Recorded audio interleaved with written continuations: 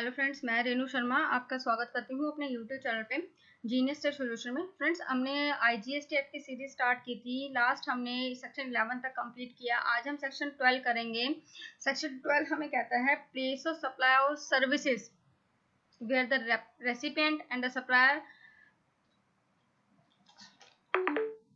Location in India के बारे में बताता है। इसके टोटल सेक्शन 12 के 14 सबसेक्शंस हैं। आज हम इस वीडियो में सेक्शन 12 के सबसेक्शन 7 तक कवर करेंगे। 7 तक में सबसेक्शन 1 जो हमें कहता है वो हमें एप्लीकेबिलिटी बताता है, सेक्शन 12 की एप्लीकेबिलिटी क्या बनेगी। और सेक्शन 2 हमें रेजुलरी रूल्स के बारे में बताता है। और सेक्शन जो 3 है इसका वो हमें बताता है in relation of immovable property के बारे में। और सेक्शन 4 जो हमें बताता है, सबसेक्शन 4 हमें बताता है कि पीओएस किसके बेस पे निकलेगी, परफॉर्मेंस जहां पर हो रही है उस बेस पे परफॉर्मेंस निकलेगी। और सेक्शन 12 के सेक्शन 5 में हमें POS in case of services of training and appreciation section के बारे में बताया गया है। सेक्शन 12 सबसेक्शन 6 हमें कहता है services provide by the way of admission to an event के लिए बताया गया है। और सबसेक्शन 7 जो हमें बताता है service provided by the way of organizing of an event. तो हम सबसेक्शन 7 तक इसमें कवर करने वाले हैं। बाकी की जो इसके सबसेक्शन रह गए हैं वो हम नेक्स्ट वीडियो में कंप्लीट करेंगे। आइए जानते हैं इसको हम किस सेक्शन हमें क्या कहता है। एक बार इसकी लैंग्वेज हम पढ़ लेते हैं। सेक्शन 12 हमें कहता है, section 12 of IGST act, the place of supply of services where the location of the supplier and the recipient is in India. इसके सबसेक्शन 1 में जो हमें बताया गया है, इसमें बताया the provision of this section shall apply to determine the place of supply of services where the location of the supplier and of the services and the location of the recipient services in India.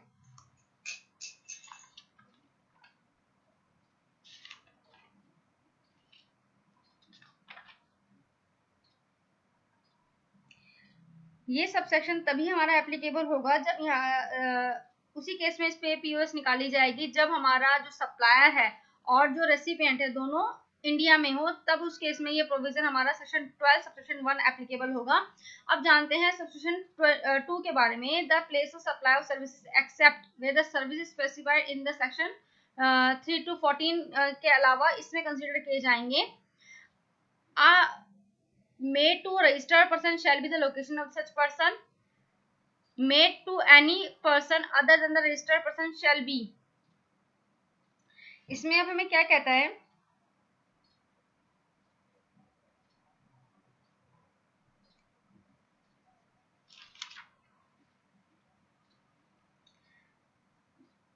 अगर हमें services supply करते हैं किसी registered person को, तो उस case में जो प्लेस ऑफ सप्लाई जो निकलेगी, पीओएस जो निकलेगा, जो रजिस्टर्ड पर्सन की जो लोकेशन होगी उस बेस पे हमारा जो है पीओएस निकलेगा। अगर हम सप्लाई किसी अनरजिस्टर्ड पर्सन को करते हैं तो उस केस में पीओएस क्या निकलेगा, जो किस लोकेशन होगी सप्लायर की, तो उस बेस पे हमारा पीओएस की हम जो कैलकुलेशन करेंगे उसके हिसाब से ही हमारा आगे टैक्स का डिटरमाइन करेंगे।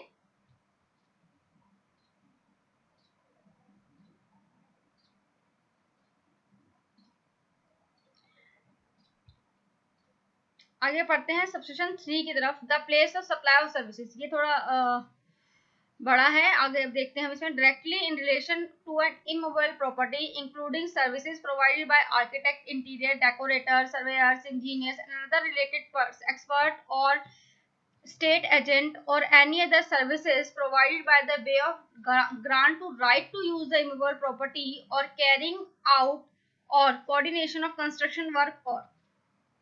इसमें हमें सबसेक्शन 3 हमें क्या कहता है, इमूवेबल प्रॉपर्टी की डेफिनेशन हमें जीएसटी के एक्ट में हमें एक्सप्लेन नहीं की गई है कि कहीं पर भी। लेकिन अगर हम जनरल क्लॉज एक्ट को देखते हैं तो उस एक्ट में हमें सेक्शन 3 सबसेक्शन 26 में जो है इमूवेबल प्रॉपर्टी की हमें डेफिनेशन डिफाइन की गई है। एक बार हम आपके लिए रीड कर देते हैं उसकी डेफिनेशन क्या है।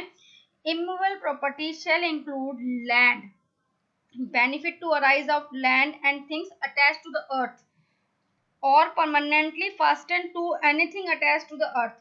तो वो हमारी जो है इमूवेबल प्रॉपर्टी की डेफिनेशन में आएगी।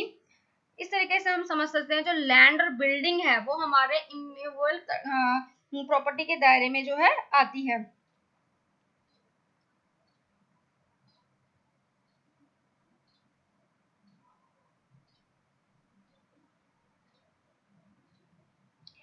अब हमें इसमें बात जानना बहुत जरूरी है कि जो भी हम क्लोज जो कवर करता है, cover renting of such immovable property boat vessel और without the effect of control और position in GST regime. Both the transaction where the effective control and position of property is transferred while granting right to use or only license to use in granted without transferring the effective control of such position of such property are considered as supplier services in terms of Schedule 2.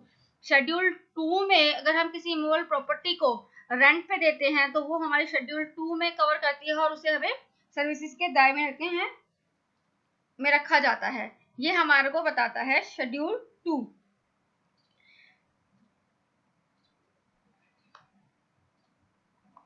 अब इस हमें subsection 3 का B part हमें कहता है by the way of lodging accommodation by a hotel inn guest house home stay club composite by the whatever name called and include a house boat और any other vessel by the way of accommodation in the immovable property for organizing any marriage or reception on the matter related to official, social, culture, religious or business function including services provided in the relation of such function at such property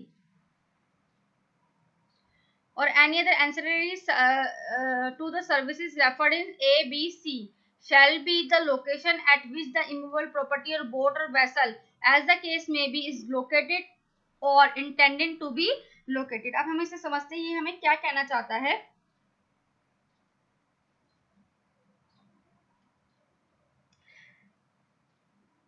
As per the provision of this subsection, POS जो निकालेंगे immovable property में accommodation के case में जहां पर भी हमारा boat और वेसल होगा वेयर सच प्रॉपर्टी बोट और वेसल इज सिचुएटेड तो उसी के हिसाब से हम इसका वो निकालेंगे पीओएस।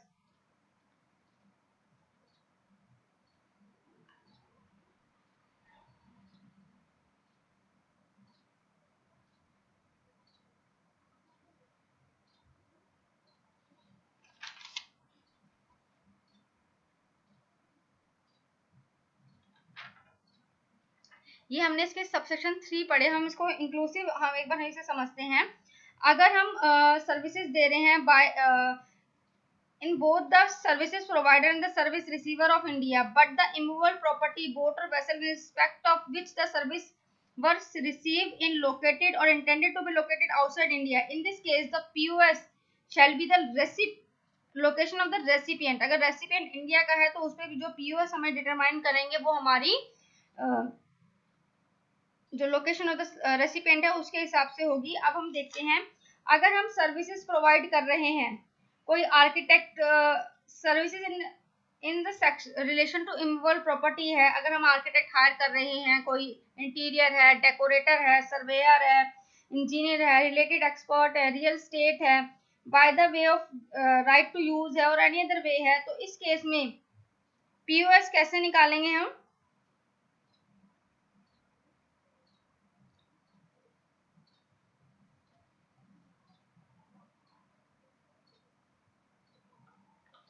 और अगर हम अकोमोडेशन की बात करें, accommodation in any immovable property for organizing purpose से अगर हम यूज करते हैं तो हम उसका पीओएस कैसे निकालेंगे। अगर हम मैरिज कर रहे हैं, रिसेप्शन है, रिलेटेड मैटर्स हैं, ऑफिशियल है, कल्चरल रिलीजियस है, बिजनेस फंक्शन है, या इंक्लूडिंग है, तो इस केस में the place of supply shall be the location of immovable property where the accommodation is provided. जहां पर भी हम अकोमोडेशन प्रोवाइड कर रहे हैं तो पीओएस उसका वहीं पर होगा। अब हम बात कर रहे हैं services by the lodging accommodation by, अगर हम hotel inn guest house home club composite boat services या अगर एनी अदर वेसल की बात करते हैं तो इस केस में हम पीओएस कैसे निकालेंगे, the location of eight which immovable property boat boat house और वेसल इज सिचुएटेड, तो हम पीयूएस जो है जहां पर वो सिचुएटेड होंगे उसी के हिसाब से हम निकालेंगे। अब एक एग्जांपल से समझते हैं इसे। एबीसी लिमिटेड रजिस्टर्ड है हरियाणा में, wants to establish a branch in Mumbai. ABC limited जो है हरियाणा में सिचुएटेड है, लेकिन वो एक अपनी ब्रांच को बनाना चाहता है मुंबई में। उसने एक for this ABC hires an architect of Delhi to provide design services in location branch to in Bombay. उन्होंने जो है आर्किटेक्ट हायर किया दिल्ली का कि बॉम्बे को में जो ब्रांच बनाने के। इस केस में पीयूएस क्या होगा, पीएस हमारा बॉम्बे होगा, क्योंकि जो सर्विसेज प्रोवाइड करी जा रही है मूवेबल प्रॉपर्टी की वो बॉम्बे में की जा रही हैं, irrespective of the location of the supplier और रेसिपिएंट। क्योंकि जो इस केस में सप्लायर और जो रेसिपिएंट है वो हमारा दिल्ली में सिचुएटेड है, लेकिन जो इमूवेबल प्रॉपर्टी की जो कंस्ट्रक्शन की जो बात हो रही है वो वहां पे हमारी बॉम्बे में बात कर रही है। तो इस केस में जो पीयूएस हम जब निकालेंगे तो वो हमारा बॉम्बे होगा। एक दूसरे एग्जांपल से समझते हैं। Mister X, an employee of ABC limited in Delhi, goes for a business meeting to Gujarat. अब हमें होटल लेने की बात कर रहे हैं इस केस में। मिस्टर एबीसी है दिल्ली में सिचुएटेड है, लेकिन वो बिजनेस मीटिंग के लिए गुजरात में जा रहे हैं and he staying hotel in Gujarat. और वो होटल जो है गुजरात में उन्होंने स्टे किया and provides a detail his business along with GST number. और जो उसने अपनी डिटेल दी है वो इंक्लूडिंग जीएसटी नंबर दी है। तो इस केस में जो पीओएस होगा वो क्या होगा, क्योंकि अगर अकोमोडेशन की सर्विसेज कहाँ ली जा रही है, गुजरात में ली जा रही है। इस केस में जो हमारा पीओएस होगा गुजरात होगा और उसमें सीजीएसटी एसजीएसटी जो है हमारा एप्लीकेबल होगा।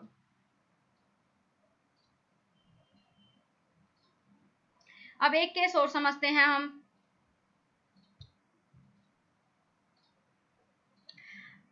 अब जो है हम पढ़ लेते हैं इसकी रीडिंग, बैरक्स के लिए कर लेते हैं। Provided that if the location of the immovable property boat vessel is located or intended to be located outside India, the place of supply shall be the location of recipient. अब इसकी explanation में एक बात की है, फिर हम उसको समझेंगे। एक्सप्लेनेशन में क्या कहा गया है, वेयर द इमूवेबल प्रॉपर्टी और अ boat or vessel is located is more than one state union territory, thus place the supply of services shall be treated as made in each of respective state union territory in the proportion of the value of services separately collected or determined in term of the contract or agreement entered into this regard, or in the absence of such contract or agreement on such basis as may be prescribed। अब इसमें हम बात करते हैं, इसको example से समझते हैं।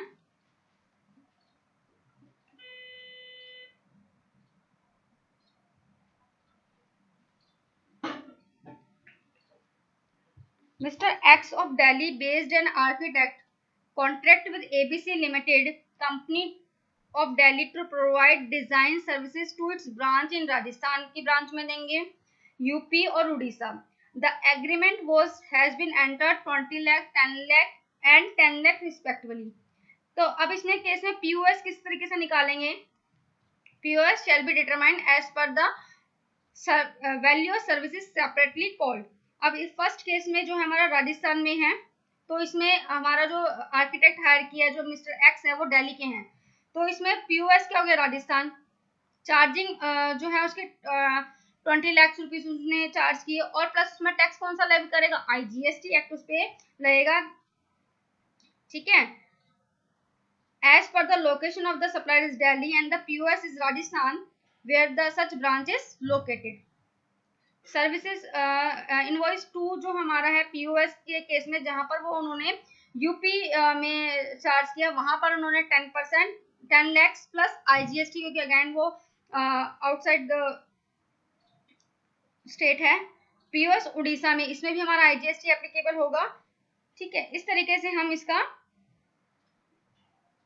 कर सकते हैं। ये एक्सप्लेनेशन हमें दी है। सेक्शन 4 हमें क्या कहता है, the place of supply of restaurant catering services, personal grooming, fitness, beauty treatment, health services including cosmetic, plastic surgery shall be the location where the such services has been actually performed।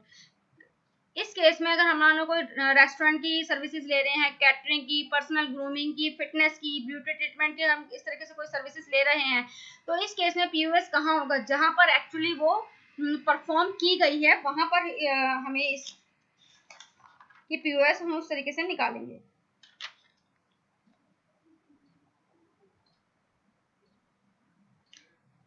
अब हम subsection 5 के बारे में बात करते हैं। The place of supply of services in relation to training performance a registered person shall be the location of such person. A person other than a registered person shall be the location where the service has been actually performed. इस case में हम POS कैसे निकालेंगे? जहां पर अगर हम किसी रजिस्टर्ड पर्सन से कोई सर्विसेज लेते हैं, रेसिपिएंट रजिस्टर्ड है, तो उस की जो रजिस्टर्ड पर्सन की जो जहां पर भी वो रजिस्टर्ड है उस एड्रेस पे, प्लेस ऑफ बिजनेस पे, तो वहां पर के हिसाब से उसका पीओएस कैलकुलेट किया जाएगा। और person other than registered person है, तो जहां पर भी वो सर्विसेज एक्चुअली में परफॉर्म की गई है, तो उस बेस पे हम पीओएस निकालेंगे।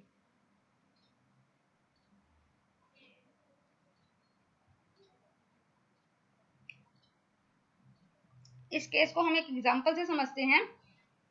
एबीसी लिमिटेड कंपनी है जो कि रजिस्टर्ड है दिल्ली में, enter into the contract with XYZ limited registered in Mumbai, wherein it was stated that the professionals of XYZ shall provide the training to former employees in Mumbai.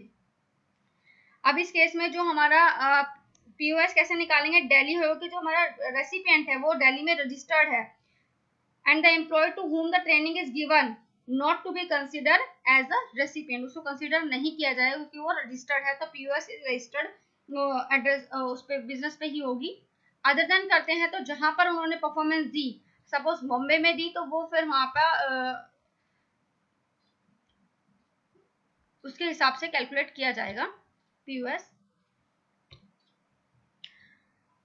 Section 6 के बारे में बात करते हैं। The place of supply of services provided by the way of admission to a culture, artist, sporting, scientific, educational, entertainment event, amusement park or any other place and services ancillary thereto shall be the place where the event is actually held, where the park or such place is located. इसको हम इसमें ये क्या कहना चाहता है? अगर हम कोई कल्चरल प्रोग्राम में एडमिशन लेते हैं तो उस केस में हमारा किस तरीके से हम प्लेस ऑफ सप्लाई निकालेंगे, इसको हम एक एग्जांपल से समझते हैं। मिस्टर एक्स जो है दिल्ली का है, उसने एक टिकट परचेज की है क्रिकेट मैच को देखने के लिए बुक माई शो पे। तो बुक माई शो दिल्ली में ही उन्होंने ऑनलाइन बुक करा। तो इस केस में जो है पीओएस किस तरीके से निकालेंगे? पीओएस क्या है? मैच जो हमारा वो हो रहा है, परफॉर्मेंस कहाँ पर हो रही है? बॉम्बे में हो रही है। तो इस केस में पीओएस क्या निकालेंगे? बॉम्बे, क्योंकि जो POS has been determined on the basis of actual location of such event is held, जहां पर वो इवेंट हेल्ड होगा उसकी जो प्लेस ऑफ सप्लाई होगी वहीं के हिसाब, प्लेस ऑफ सर्विसेज के हिसाब से ही हम उसका निकालेंगे। पीओएस डिटरमाइन की जाएगी।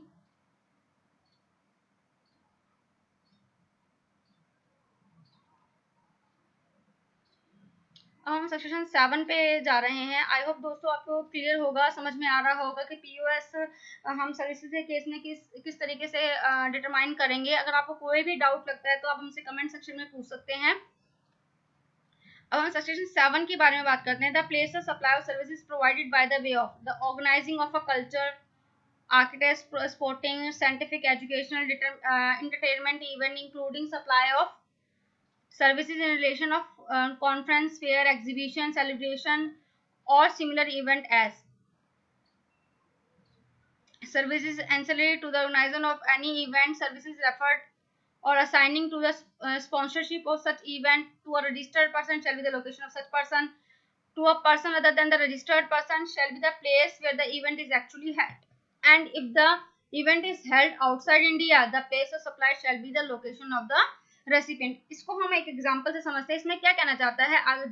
जहां पर भी हमने कोई ऑर्गेनाइज किया है, कोई culture, sporting, scientific, educational program हम जहाँ पर भी कर रहे हैं, कोई फेयर एग्जीबिशन लगा रहे हैं, जहाँ पर वो हेल्ड हो रहा है, तो उसी हिसाब से हम उसकी जो है पीयूएस निकालेंगे। अगर किसी रजिस्टर्ड पर्सन को दे रहे हैं, सर्विसेज प्रोवाइड की जा रही हैं, तो रजिस्टर्ड पर्सन की जो के प्लेस ऑफ बिजनेस के हिसाब से उसका होगा। अगर हम किसी रजिस्टर्ड पर्सन को सप्लाईज नहीं दे रहे हैं, सर्विसेज नहीं दे रहे हैं, किसी अनरजिस्टर्ड को दे रहे हैं, तो उसकी पीयूएस किस तरीके से निकालेंगे, जहां पर वो एक्चुअली इवेंट हैपन हो रहा है। अगर आउटसाइड इंडिया में है तो location of the recipient in India के हिसाब से हम उसकी पीयूएस निकालेंगे। अब हम इसमें एग्जाम्पल से समझते हैं। Mister X of Delhi unregistered person है, सॉरी, जीनियस टेक सॉल्यूशन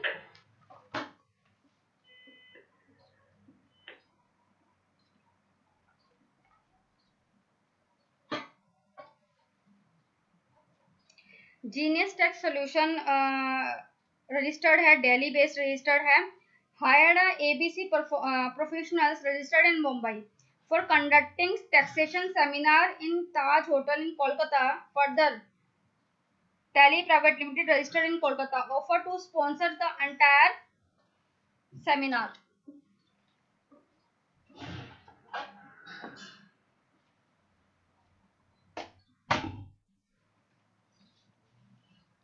तो इस केस में हम किस तरीके से करेंगे। मिस्टर एक्स जो दिल्ली का अनरजिस्टर्ड पर्सन है, registered himself for the seminar to held in Kolkata. इस सिनेरियो में पीयूएस किस तरीके से हम निकालेंगे, डिटरमाइन करेंगे। सर्विसेज सप्लाइड, ऑर्गेनाइजर है टैक्सेशन का जो सेमिनार है। सप्लायर कौन है इसमें, ABC professional registered in Mumbai. Recipient कौन है, जीनियस टेक सॉल्यूशन जो कि रजिस्टर्ड है दिल्ली में। इस केस में पीयूएस क्या होगा, पीयूएस होगा दिल्ली। रीजन क्या है, सेक्शन 12(7) हमें कहता है as the recipient is registered therefore PUS is the location of the registered recipient. इस केस में पीयूएस हमारा क्या होगा, दिल्ली होगा। अब हम सेकंड केस लेते हैं इसका। स्पॉन्सरशिप सर्विसेज दे रहे हैं जीनियस टैक्स सॉल्यूशन जो कि रजिस्टर्ड है दिल्ली में, और जो रेसिपिएंट है tally private limited registered in Kolkata में है। इस केस में पीयूएस क्या होगा, कोलकाता, क्योंकि जो रेसिपिएंट है वो कोलकाता में है। अगेन रीजन क्या होगा इसका लेने का, सेक्शन 12 सेक्शन 7 हमें कहता है as the recipient is registered there to PUS is the location of the registered person. अब हम लेते हैं एडमिशन टू टैक्सेशन सेमिनार में ले रहा है। सप्लायर कौन है, जीनियस टेक सॉल्यूशन जो कि रजिस्टर्ड है दिल्ली में, और जो रेसिपिएंट है, रेसिपिएंट मिस्टर एक्स जो कि अनरजिस्टर्ड पर्सन है फ्रॉम दिल्ली। इस केस में पीयूएस क्या होगा, पीयूएस क्या होगा, कोलकाता, क्योंकि जो हमारा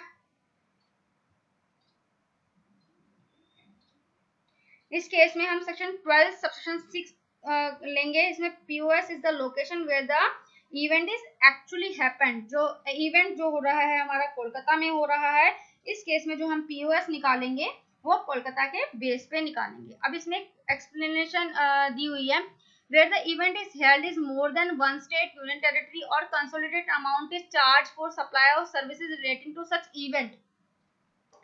The place of supply of such services shall be taken as being in such each of respective state, union territory in the proportion of the value of services separately collected or determined in term of contract or agreement entered into in this regard. In the absence of such contract or agreement on such other basis as may be prescribed. अब इसको हम समझ लेते हैं। इसको again हम एक example से समझते हैं। एक इवेंट मैनेजमेंट कंपनी है, E has organise some promotional event in state 1, state 2 में उसने देना है।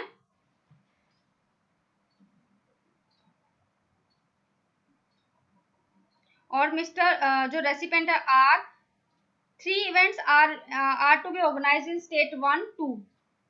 दे चार्ज, उन्होंने 10 लाख रुपीज चार्ज किए मिस्टर आर से। इस केस में जो हम डिस्ट्रीब्यूशन करेंगे किस तरीके से होगा,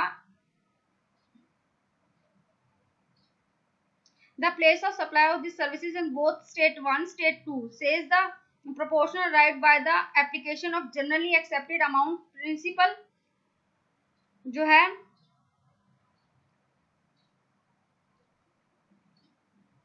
the services shall be determined has been the ratio 3.2 and the statement, जैसे उन्होंने रेशो डिसाइड की थी कि इसमें स्टेट 1 में 2 होंगे, स्टेट 2 में हमारे स्टेट 1 में 3 इवेंट होंगे और उसमें 2, तो 3.2 के रेशो में 10 lakhs को जो डिवाइड कर लिया जाएगा 6 lakhs एंड 4 lakhs। इस तरीके से हम इसका अमाउंट का डिस्ट्रीब्यूशन कर सकते हैं। अगर हमें इंक्लूसिव अमाउंट एक बार में मिल गया है, इस तरीके से हम जो है पीयूएस डिटरमाइन कर सकते हैं। आई होप दोस्तों आपको वीडियो अच्छा लगा होगा, आपको सेक्शन 12 समझ में आया होगा। अगर आपको कोई भी डाउट है तो आप हमसे कमेंट सेक्शन में पूछ सकते हैं। अगर आपको हमारी वीडियोस अच्छी लगती हैं तो प्लीज़ लाइक कीजिए, शेयर कीजिए, और अगर आप जीएसटी समझना चाहते हैं कि सेक्शन को किस तरीके से रीड किया जाता है, जो नोटिफिकेशन आती है उसको किस तरीके से रीड किया जाता है, तो बने रहिए हमारे चैनल के साथ। Thank you for watching.